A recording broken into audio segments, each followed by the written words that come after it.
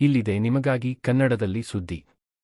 ಜನಪ್ರಿಯ content creator mister ಪವನ್ಗೆ bike ಅಪಘಾತ, ಅಭಿಮಾನಿಗಳು ಚಿಂತೆ ವ್ಯಕ್ತಪಡಿಸಿದರು.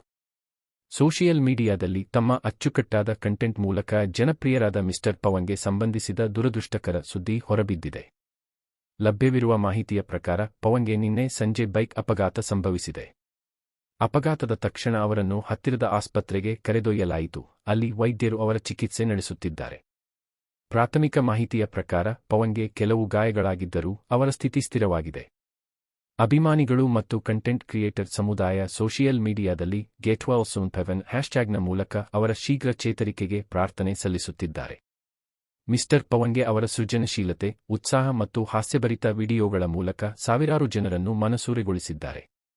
ಅವರ ಶೀಘ್ರ ಚೇತರಿಕೆಗಾಗಿ ಅಭಿಮಾನಿಗಳು ಕಾತುರದಿಂದ ನಿರೀಕ್ಷಿಸುತ್ತಿದ್ದಾರೆ. ನಮ್ಮೆಲ್ಲರ ಪಕ್ಷದಿಂದ ಮಿಸ್ಟರ್ ಪವನ್ಗೆ ಶೀಘ್ರ ಗುಣಮುಖರಾಗಲಿ ಎಂಬ ಹಾರ್ದಿಕ ಶುಭಾಶಯಗಳು.